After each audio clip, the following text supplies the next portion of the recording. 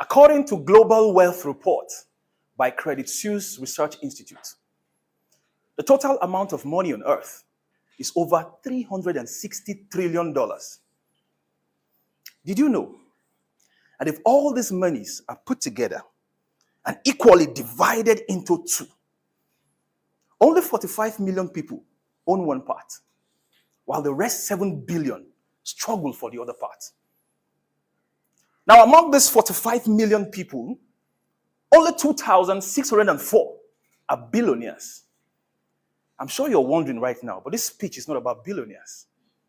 It's about a question that bothers my mind, which is, why do these billionaires find it very easy to give out a large sum of their wealth to charity, whether they are dead or alive?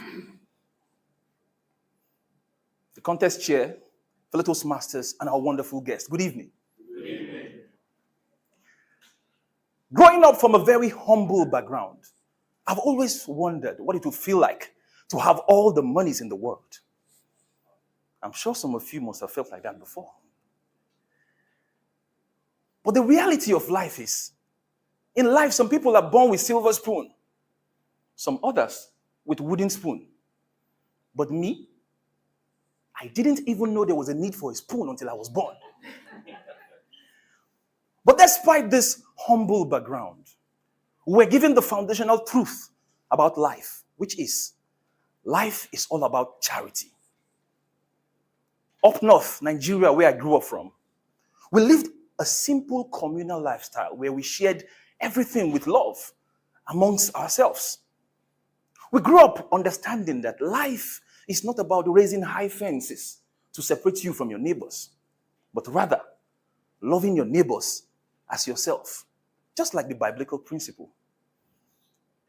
And somehow we grew up with the mindset that charity is the rent you pay to enjoy this illusion called life.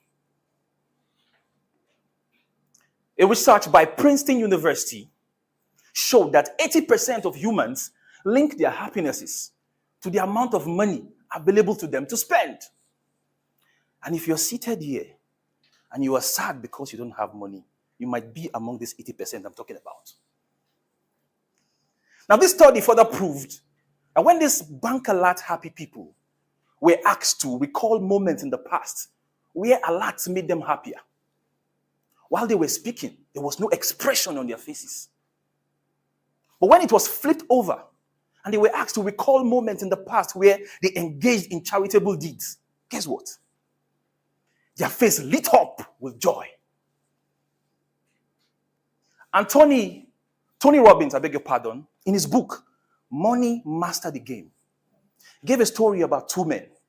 The first, Adolf Merkel, who was the richest man in Germany as of 2007. He was worth $12 billion. But sadly, after the global economic meltdown of 2008, he lost only $3 billion and slipped down to the third richest man in Germany. Guess what?